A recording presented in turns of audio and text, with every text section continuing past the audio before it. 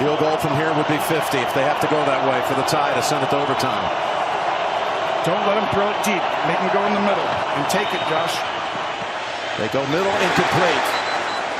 And that's probably best for Buck. You can still technically kick it, but then it's really long. Especially for a 41-year-old kicker. And you know these safeties are going to be deep.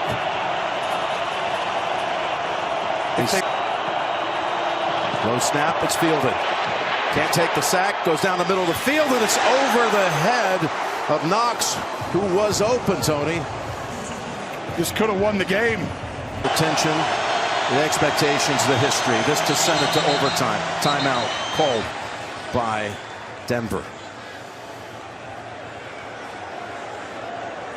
How cool can you be? You're Matt Prater. You got signed just a couple of days before back. That 41-40 opening game that was really a harbinger of one of the great seasons the NFL has ever had. And now here they go. Wisnowski will hold it. Reed Ferguson, the most tenured Bill, will snap it back. And will he even walk? Here's Prater from 50. And the kick. It's long enough and good.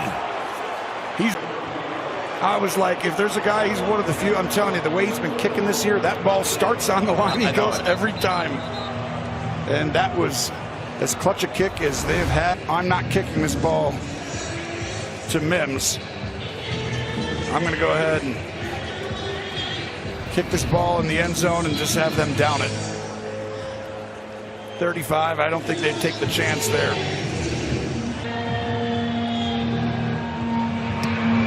Okay, he's going to kick it in the landing zone to about the 6. And dropping to a knee quickly is McLaughlin with a second left in regulation. Running it out, getting a ball stripped out of you, and someone picks it up and scores. What is the percentage you're going to return it? Lower. Same thing here. This is going to be downed, and we're going to go to a 5th period to see who goes to the AFC Championship game. Either strange, intense, meaningful happening, didn't it? It did. I mean, it's been nonstop. This game has. Remember, we were there for Kansas City and New England and Buffalo. It started with New England when they went from that one first. You're right. Then they went to the next. But the back and forth in that divisional game, changed it. And the momentum never stopped, and they changed the postseason overtime rules. And then we saw it applied. And then to the regular season, too. Gentlemen, we are about to begin an overtime period that will continue until a winner has been determined. Each team gets an opportunity to possess toss. He's called heads. It is heads. You've won the toss. And they would like to kick. It's always interesting. And the reason you can. Indeed special and memorable. In one of them, Tebow to Demaryius Thomas, 80 yards on the first play of overtime. Rules were different back then. That won it. And then the double overtime win executed by the Ravens and Flacco to beat Peyton and the Broncos. Here is Mims being pushed out at the end by 3 touchdowns on it. And the biggest one was when they motioned Jackson to go get over there, or they motioned Mims to go get on Jackson. Now, though, White is back in the game, so you can't necessarily get the right matchup because these guys are really good on the outside. But I do. His first snap coming from the 28. There they are, coming after him. They've been having success with it until the last play for a touchdown. Here's the throw, and Sutton has the catch, and Bishop able to grab him. 2 guys, you wouldn't necessarily say, let's throw a curl into cover 2. But Bo Nix sees it, and he rips it right in there. Great drive starter. And again, Sutton didn't have a catch the first 56 minute downs.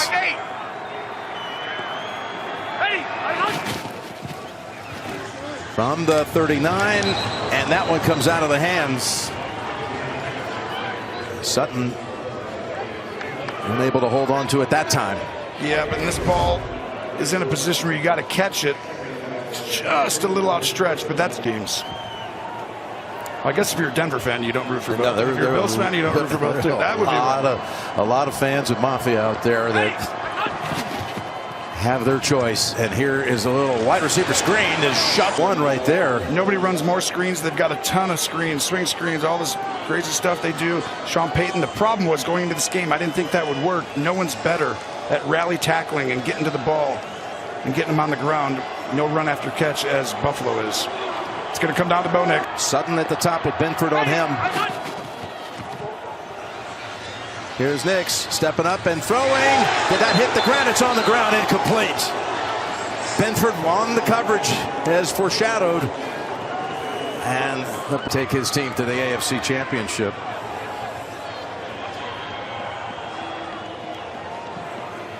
Hardman is back deep.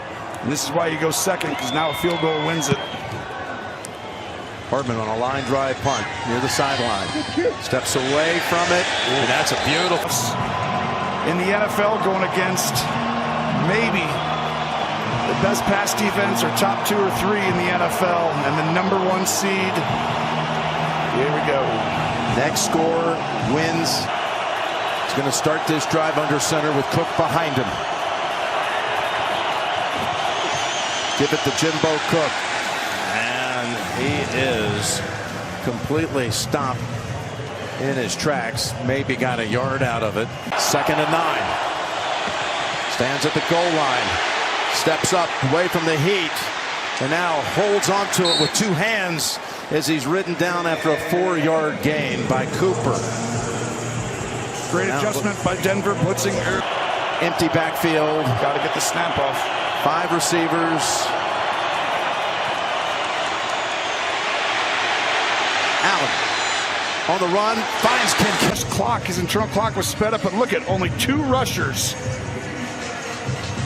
It's a great job by McGovern helping out in the spy, but it gave Josh too much time. And if he lets go of that ball, it's going to end poorly. Just had to slow his internal clock, getting out on the edge. We go back to Cook. Up the middle, 2 Broncos and a bunch of other helmets waiting for him, including Greenlaw. And he's got about 3 out of it on Sunday, and then coming here on a Saturday.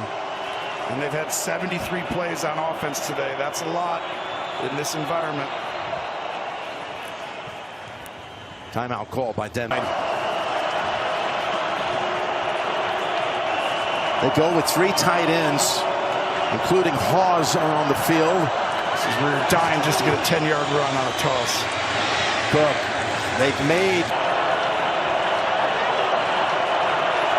2nd and 10. Pocket seal, pass, low, and incomplete. That was Hardman who coming after him all out. They pick it up and they go deep down the field, and the pass is caught. No, it's McMillan has the football. How about that? They blocked it up perfectly. McMillan does a good job not getting. But we're going to need you on this one, Gene. Yeah, this is really close. I'm not sure that Cooks has possession. Moment. And then as they roll over, it ends up in the arms of McMillan. We don't ever see this. Yeah, you would go interception here because the ball doesn't hit the ground, and if he doesn't have firm. That's crazy. That is a unique one. But I think they got a.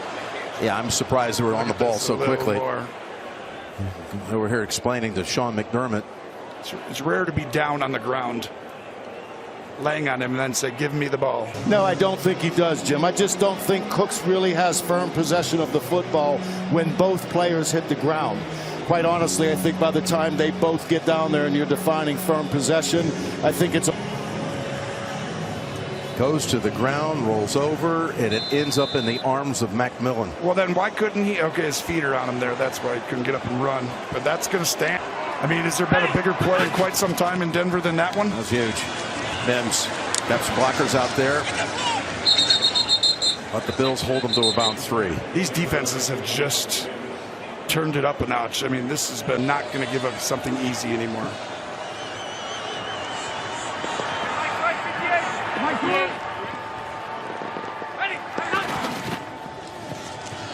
Nix back to throw from the pocket, brings it over to Harvey. Nice move to get past Shaq Thompson and keeps his balance going as he approaches. Job. This is why, I mean, that cut was so dynamic. It just changed the leverage and angles for the entire Bills defense, and now you know the nerves right there when you're sitting there and you have no control over it. You're depending on everyone else. He changed the protection, figured out who was coming. That's why that was able to be there. Mims is in the backfield. Pass is down the field, and it is knocked away by Benford. Forearms go up for the football. No call. You got to play right now. This is a good no call. Benford, no one throws the ball outside the numbers more than Bo Nix. Broncos. And you're on a short week, Buffalo. You're right. In overtime, Denver has had 7 plays, and they've thrown it every time. You could see 2nd and 10 from the 47.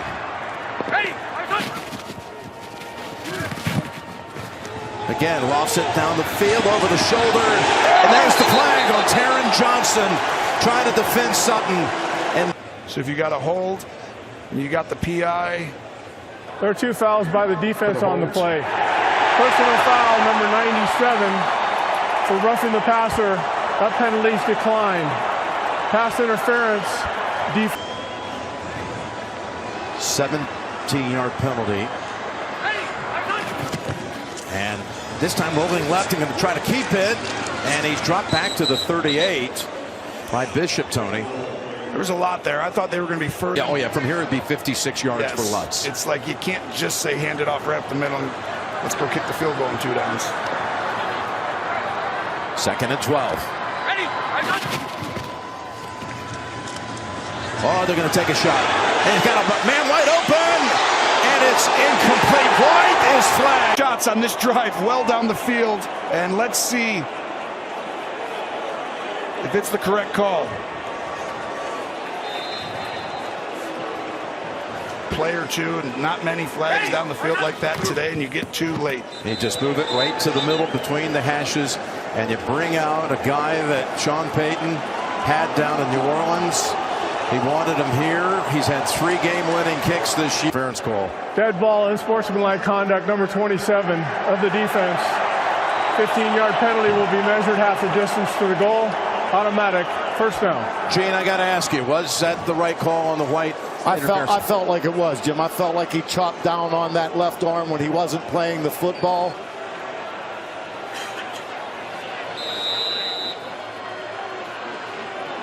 And I think they're going to let it go. Here we go.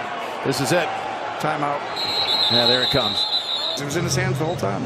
If they win, if this kick is converted, they will host next Sunday. They will be the host team and be 1 step away from Super Bowl 60.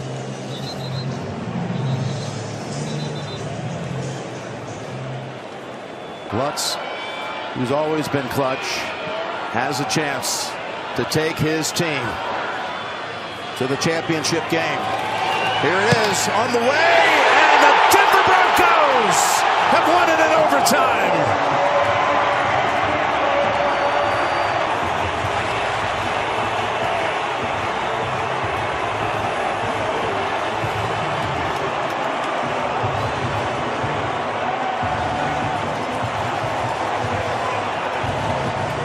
First, there was the play that at first looked like Buffalo was set up to win it, but you roll over and it ends up in the hands of a Bronco.